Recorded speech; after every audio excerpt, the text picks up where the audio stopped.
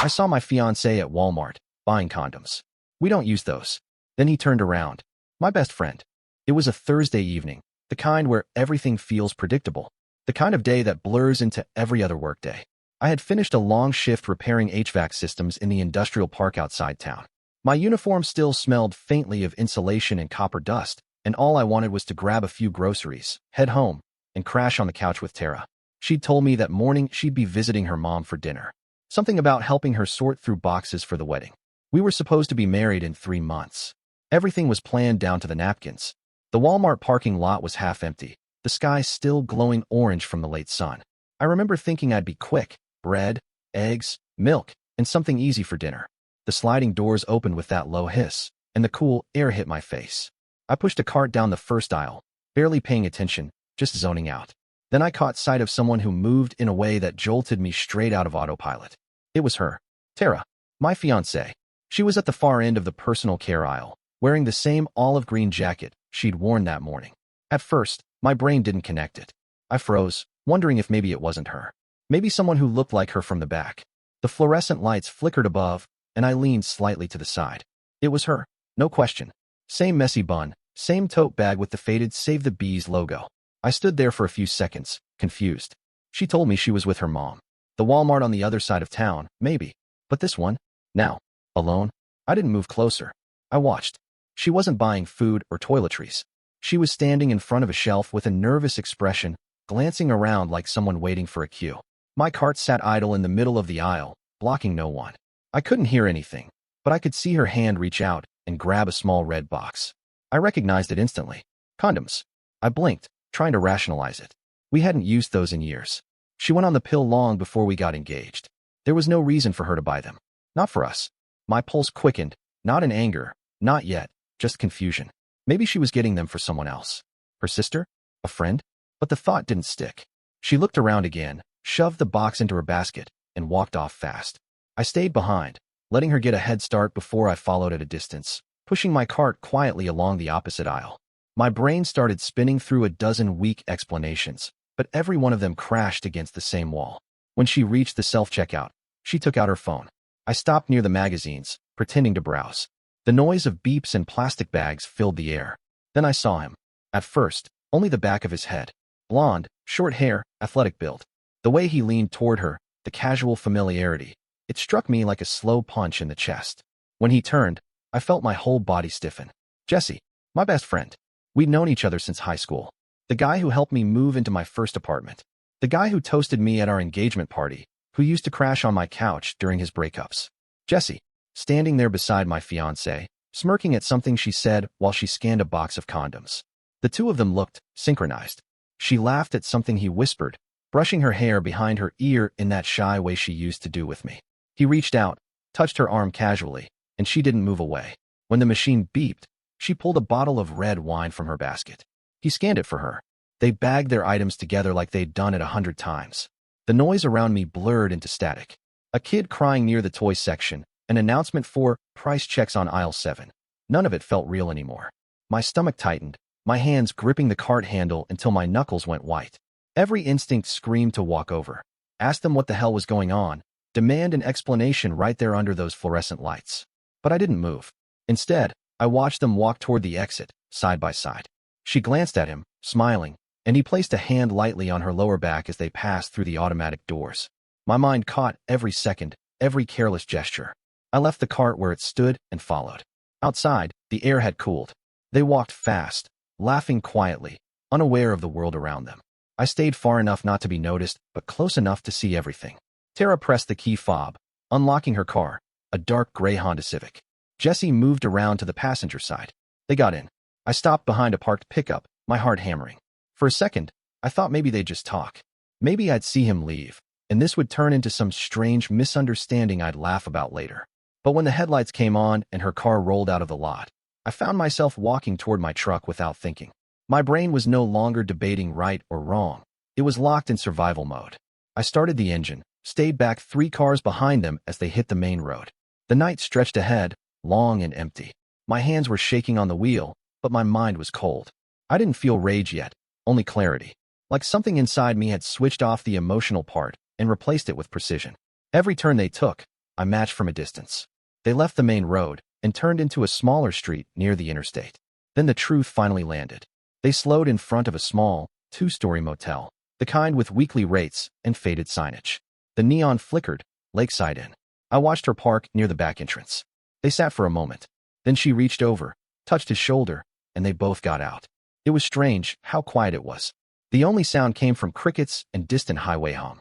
I watched as they walked toward a room near the corner, laughing softly. Jessie held the door open. She went inside first. Then the door shut, and the light inside flickered on. I sat there, engine idling, numb. Time stretched. 5 minutes. 10. 30. My body felt heavy, locked between disbelief and understanding. I didn't know what to do. I wasn't the kind of man who caused scenes. I'd always handled problems by fixing them, not exploding over them. But this wasn't something I could fix. This was rot. I pulled out my phone. I didn't even know why. Maybe instinct. Maybe to prove to myself that it wasn't just a nightmare I'd misinterpreted. I opened the camera, zoomed in, and took a photo of her car parked outside the motel room. Then another with the motel sign visible in the frame. Then I recorded a short clip of Jessie walking out to smoke near the stairs before going back inside.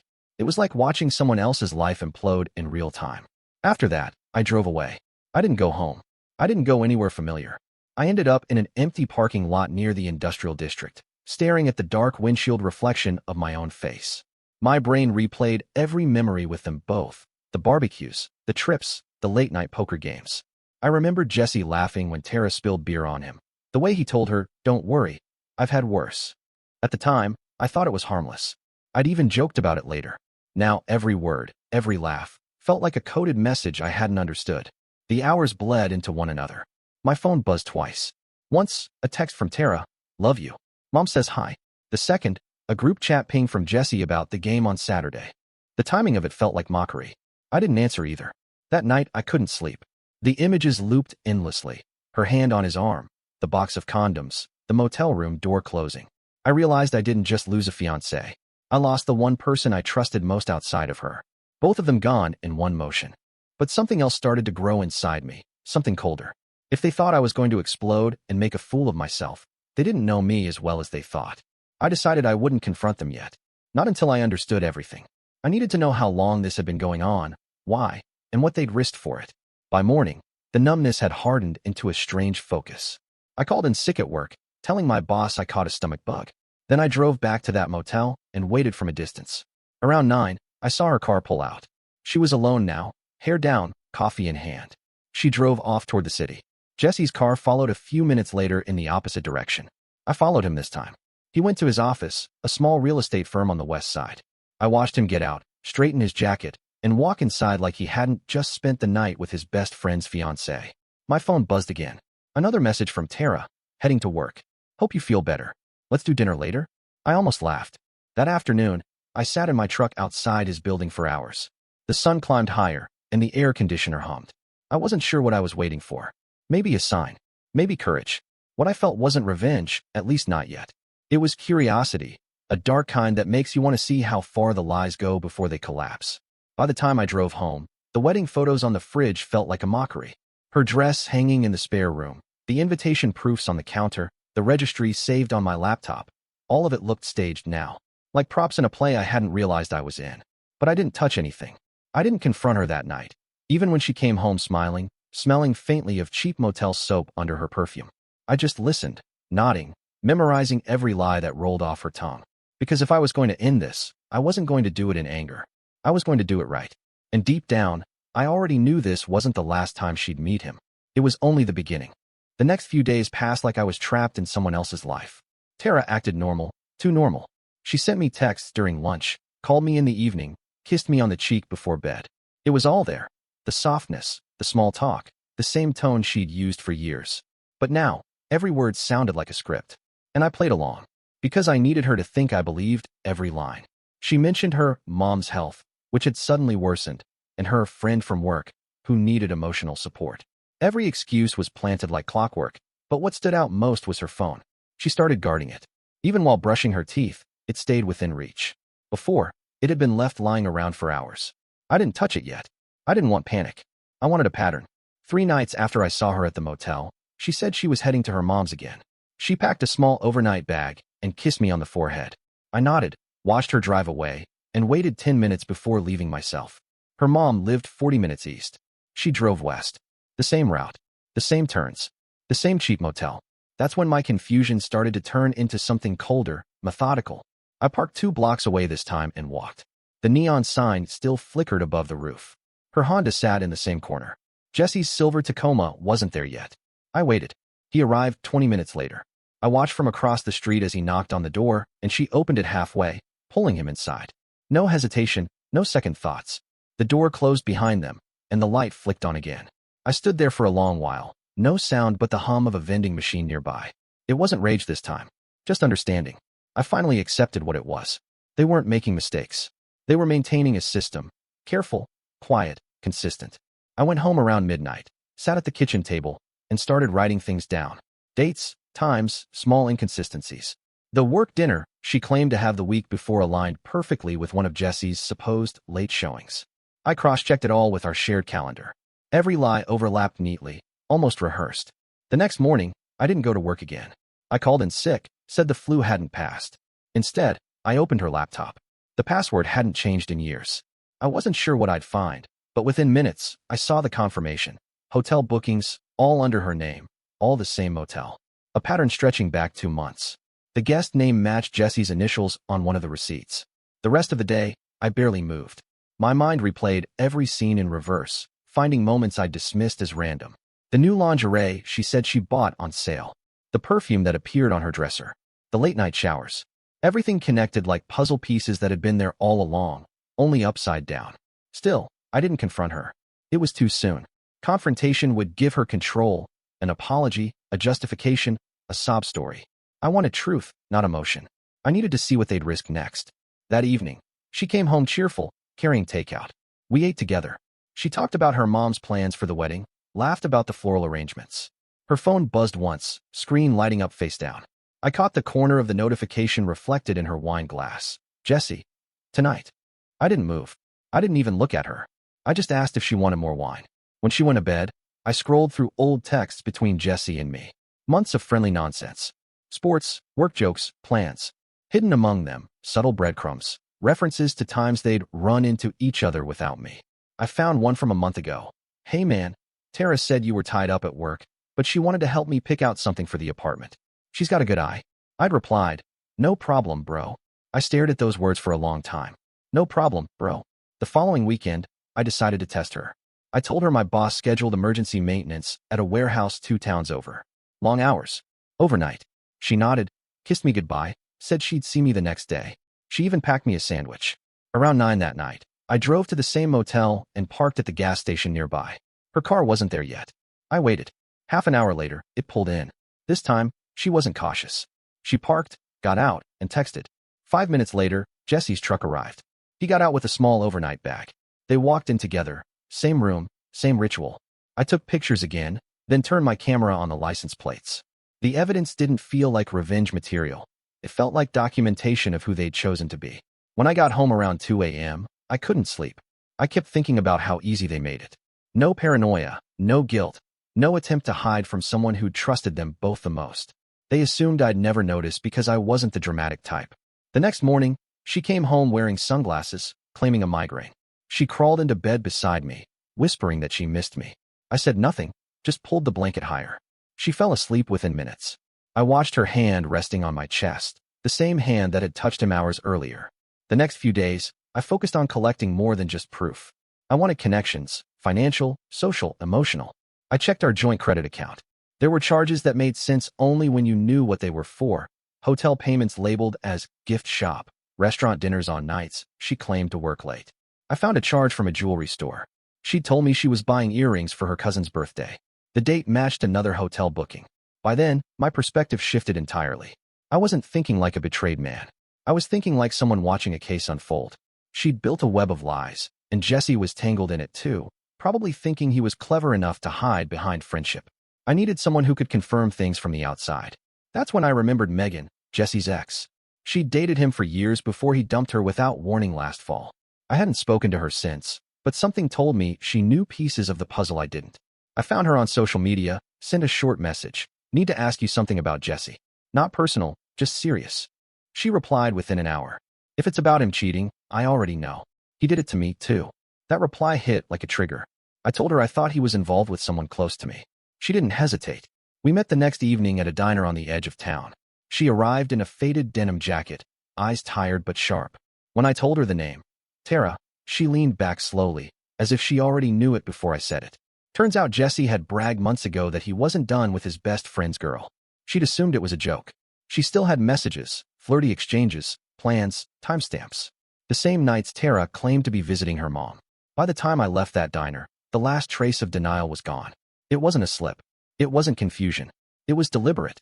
Megan asked what I planned to do. I told her I didn't know yet, but I wanted them to feel what they'd built. She offered to help. Said she'd pretend to reach out to Jesse, say she wanted closure, maybe meet for coffee. She wanted him to squirm, and I needed him exposed. The plan was simple. Bait him into a lie, catch his reaction, track how Tara responded. If they panicked, it meant they feared the truth leaking.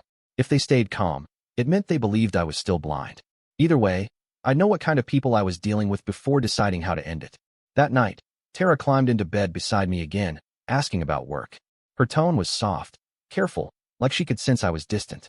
I told her I was just tired. She smiled, pressed against me, and whispered, "We'll be okay after the wedding. Everything's just stressful right now." I looked at her for a long time, studying her face, her voice, her calm certainty. Then I said the only honest thing left in me.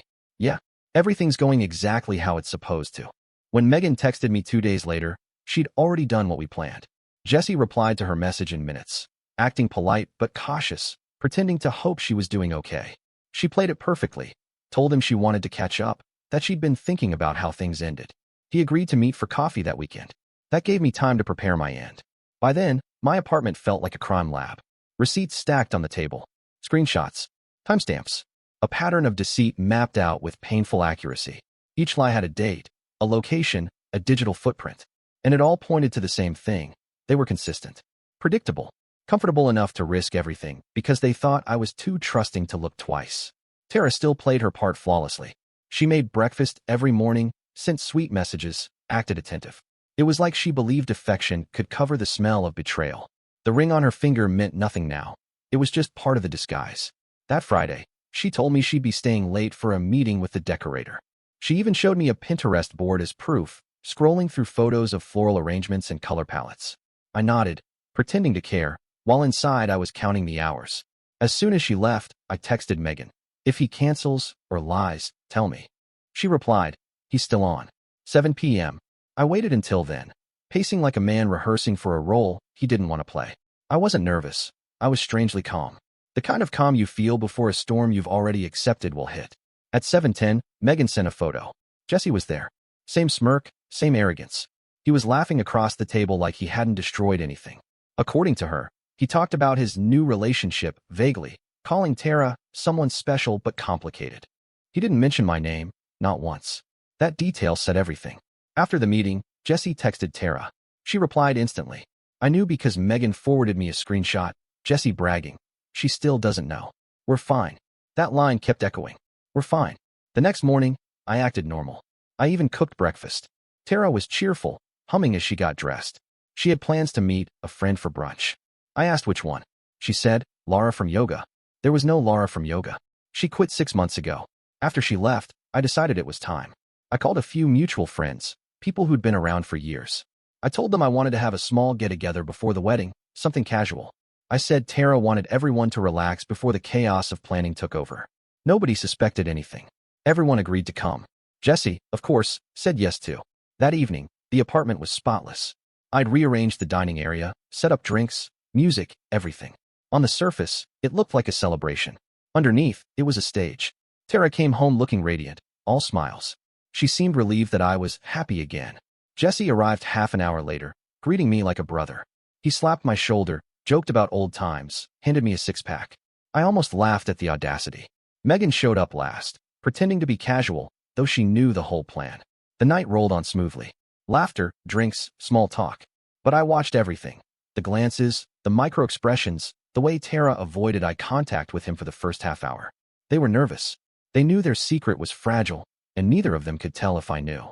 Around 9, when everyone was relaxed, I excused myself to grab more ice from the kitchen. That's when I triggered the second half of the plan. Megan got up, pretending to take a phone call. She stepped outside, dialed Tara's number, then hung up immediately. The phone buzzed on the counter. Tara glanced at it, confused. A text came through seconds later. Call me when you can. Motel manager left a message about something you forgot. Her face drained of color. I came back with the ice, pretending not to notice her reaction. Jesse looked at her subtly, trying to mask his panic. He picked up his beer and sipped too fast. Megan re-entered, feigning ignorance, chatting with a friend about traffic. Tara excused herself soon after, mumbling something about the bathroom. Jesse followed a minute later, pretending to check his phone in private. It was almost comical. I let them go. They whispered near the hallway, voices hushed but tense. Then she slipped back to the couch, eyes darting toward the door. When the party ended an hour later, people thanked us, hugging, smiling. Tara forced a cheerful goodbye. Jesse left last, avoiding my gaze. His handshake was weak, sweaty. As soon as the door closed, I locked it. Tara stood near the sink, clutching her phone like a lifeline. I leaned against the wall, arms crossed, silent. She tried to speak, but the sound died in her throat. Her voice trembled when she finally asked, "Is something wrong?" I didn't answer. I pulled my phone from my pocket and dropped it on the counter. Photos, videos, receipts, a list of hotel dates. Her eyes darted between the screen and me, then to the floor. "You've been lying for 2 months," I said quietly. "Sometimes on Tuesdays, sometimes on Fridays. Same motel, same man." Her knees buckled slightly as she whispered that it wasn't what I thought, that it was complicated. I didn't ask for details.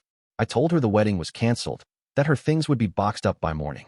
I walked past her to the bedroom, opened the drawer where the invitation proofs were stacked, and dropped them into a trash bag. She begged for a chance to explain, to talk it through. I just told her to leave before I called someone to make her. When she realized I meant it, her tone shifted. She started blaming Jesse, calling him manipulative, saying he pressured her, that she made a mistake. I listened in silence. Then I handed her the printed receipts showing her bookings, each one under her name. Her face collapsed. She didn't argue again. She just grabbed her bag, muttering that I was cruel for humiliating her like this.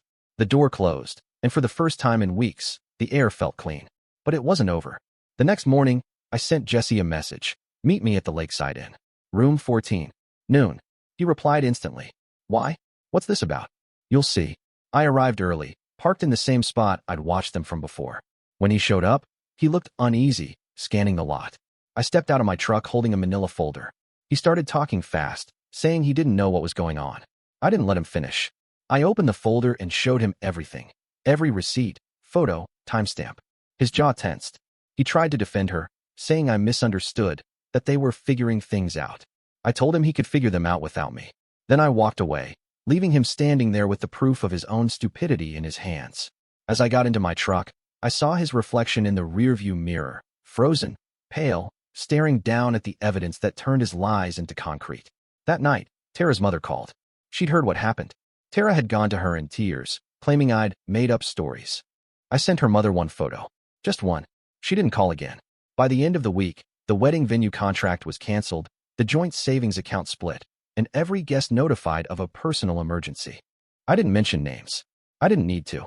People always find out. Still, I knew this wasn't the end. Not yet. They hadn't learned anything. They were still protecting themselves from shame, not guilt. And I wasn't finished making sure the damage stayed where it belonged. The week after I ended things with Tara felt unreal. My phone barely stopped buzzing. Friends asking what happened, coworkers whispering, her relatives leaving vague messages about misunderstandings. I didn't respond to any of them. I let the silence do the work. Truth spreads faster when you don't defend yourself. Megan texted me 2 days later. "You should know, Jesse's losing it." Apparently, after our confrontation, he showed up at her place drunk, ranting about everything falling apart. His firm had already found out he was using company time and funds to meet Tara. Someone had forwarded the motel photos to his manager. He was suspended pending investigation. Tara tried reaching me again. She left a voicemail crying, saying she'd made a mistake, that she'd thrown away something real. She said she missed me, that Jesse wasn't who she thought he was. I deleted the message without listening to the end. She'd lied too comfortably for too long to suddenly rediscover guilt. The wedding vendor calls were next. Cancellations, refunds, penalties. I handled them one by one, calm and deliberate. Every dollar I recovered from the joint account went back to me, legally documented with proof that she'd used part of it for her getaways. Her name was blacklisted from the venue for false statements. It wasn't vengeance anymore. It was cleanup. By the end of the month, Tara had moved back to her mother's house. Jesse left town. Megan told me he'd been fired officially after evidence of inappropriate conduct surfaced. It wasn't just her or me. He'd done it to others too. He'd finally run out of people to manipulate. I never told anyone how I found out. I didn't need to. The truth had its own rhythm. People connected the dots on their own, and both of them became ghosts in circles they once thrived in. One night, about 6 weeks later, I stopped by the same Walmart on my way home. Same aisles, same lights, same hum in the air.